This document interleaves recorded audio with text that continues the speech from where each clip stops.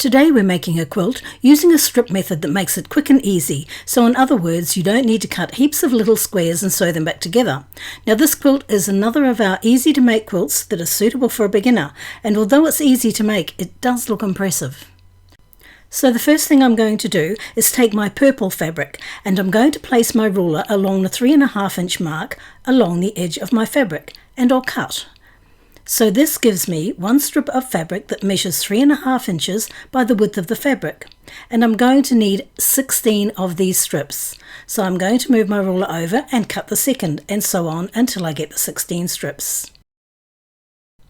Then I'll take the white fabric and do exactly the same thing, so I'll cut 16 strips that measure 3.5 inches by the width of the fabric. Now bear in mind that we are working with at least 42 inches of available fabric. If you have less than that, then you may find that you will need to cut some extra strips to make this quilt pattern work. So now all I'm going to do is take a strip of the white fabric and a strip of the purple fabric, and I'll open them up and lay them next to each other like so. And then I'm going to sew these two strips together along the long edge, and I'm going to be using a 1/4 inch seam. Once they are sewn, I'm going to press the seams to the dark side of the fabric. Now I'm doing this so that the dark shadow doesn't show up under the white fabric, and also so that everything lines up nicely as we continue to sew this all together. Now before we go any further, I'd like to introduce National Quilters Circle, the sponsor of today's video. Now if you're a quilter, then you're going to love National Quilters Circle. It has loads of video tutorials with step-by-step demonstrations and tips and hints to help you improve your quilting skills. And they keep adding new videos so you can keep coming back for more. I've been watching them make a t-shirt tutorial. My late husband loved funny and quirky t-shirts, and you can see a few of his favourites here. And although some of them went to my children and grandchildren, I managed to save a few so that I could turn them into a memory quilt. So this course was invaluable, with tips on cutting, stabilising and sewing the quilt. And this is just one of the many videos on all sorts of topics, like learning how to choose quilt batting, how to sew binding to a quilt, basic hand quilting techniques, and there are loads of videos on how to improve your quilting with tips and hints on all sorts of topics. And today we have a special deal for you. Now the first 1,000 of my subscribers to click the link in the video description will get a full year of premium membership to National Quilters Circle for only $1.49. And now, let's get on with the tutorial. So I've sewn all of the strips, and now I'm going to take one of the strip sets and lay it out on my mat. And I'll start by trimming off one of the edges to make it nice and straight. So I'll line up my ruler so that one of the lines on the ruler lines up with the seam line, and then I'll trim off the edge. Now I'm going to flip the strip set around so that's in the right angle for me to cut, and then I'm going to line up my ruler on the 3.5 inch mark and cut. So I have my first piece here, and now I'm going to repeat that all the way along the strip set, cutting at the 3.5 inch mark. And since we're cutting so many, I decided to add a bit of painter's tape to my ruler around the 3.5 inch mark, or just a little to the right of it, as I don't want to cover up the line itself. Now this just helps when placing the ruler so I don't accidentally cut along the wrong line, and it makes the process a whole lot faster. So from each strip set you are going to end up with 12 pieces. Now this assumes that you have 42 inches of available fabric.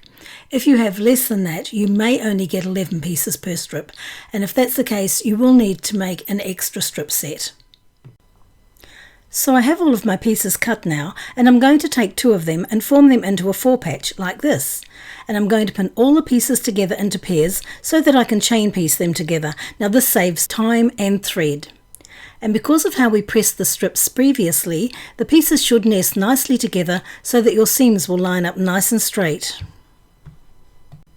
Alright, I have now sewn all my blocks together, and I have the pile here ready to press, and I'm just going to set the seam first by giving it a press, and then I'll open it up to press the seam to one side, and I'll do that with all of these pieces. So that's all of my 4-patch squares finished, and because of the strip method we used and the way we nested the seams, you can see how great these blocks turned out. The seams line up perfectly no matter which one I select. They are all perfect. So now I'm going to put these aside for the moment and move on to the next step. Okay, now I'm going to cut some squares. So I'll start with my white fabric and cut it into strips measuring 6.5 inches by the width of the fabric, and I want 8 of these strips.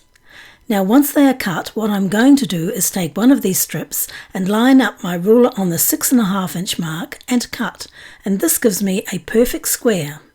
And I'll repeat that all the way down the strip, and I'll end up with 6 pieces. And I'll repeat that process with all of the white strips so that I end up with 48 squares of white fabric.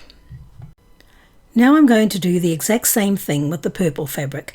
So I will cut 8 strips measuring 6.5 inches by the width of the fabric, and then I'll subcut them into squares. Ultimately, you need 48 squares of the white fabric and 48 squares of the purple fabric. So now that I have my squares cut and my 4 patch blocks completed, we can start sewing these together. For this next step, I'm going to be working with the white squares, and the first thing I'm going to do is take one of the squares and a 4 patch block, and I want the purple to be running in this direction, and I also want the long seam to be facing outwards, so out that way. And then I'm going to take this piece and lay it over this one and sew along the edge with a 1/4 inch seam, and I'll do that with all of these pieces. So I have finished sewing them together, and as you can see, all of the seams are pressed towards the 4 patch, and I have done that with every single one of these squares in this pile. So I'll just put those aside for now, and now we're going to start working on the purple pieces. Now I'm going to take a purple square and a 4 patch block and lay them out like so. And I want the purples to run this way. And if I flip this over, you can see that I have the seams running this way, so towards the purple square. Now I'm going to go ahead and sew all of these pieces together using a 1/4 inch seam. So that is the pile of purple ones done, and you can see that the seams for these are pressed towards the purple fabric. Okay, so I have my 2 piles here, my white ones and my purple ones, and I'm just going to put the purple ones aside for the moment, and I'm going to start working with the white pieces here. So what I'm going to do is take 2 of these pieces and lay them out like this, and then I'm going to sew them together using a 1/4 inch seam. And you can see here how nicely they nest together because of the way we pressed these in previous steps. So I've gone ahead and sewn all of those together, and I have 24 of them. But for now, I'm just going to set them aside and work with the purple pieces. And I'll lay them out like this. And I'll do the same as I did with the white blocks, and sew them together with a 1/4 inch seam. So now I have 2 piles of blocks completed, and now we can go on to the next step. So now I'm going to take a white block and a purple block, and I'm going to start joining them together. But before I do, I just want to show you how I've pressed the seams for both of these blocks. So for all of the white blocks, the seam is facing up, and for all of the purple blocks, the seam is facing down. And you want to make sure that you place them like this when you lay them out, as this will mean that your seams will nest nicely. I know I keep going on about the pressing, but it does make a world of difference to how your blocks nest together when you come to finish them, and they do look so much better when they've been nested. So I have them all sewn now, and I just want to show you again the pressing for these, and everything is pressed towards the purple. So I'll just flip it over so you can see that. So everything is pressed towards the purple square. Now I'm ready to form these into big blocks, so I'll take 2 of the pieces and lay them out like so, and because of how we press them, the seams will nest nicely. Now I'll go ahead and sew this together using a 1/4 inch seam, and I'll repeat that with all of the pieces that I have here.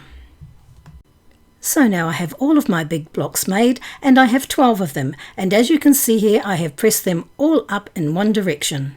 And now I'm going to take these over to the design floor to lay them out before we start sewing them together.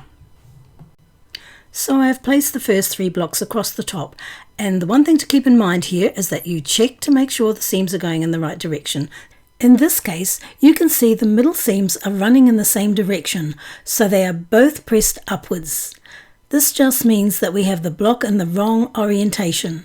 So what I'm going to do is take this block and flip it around, and if we check the seams now, we can see that the seams run in different directions.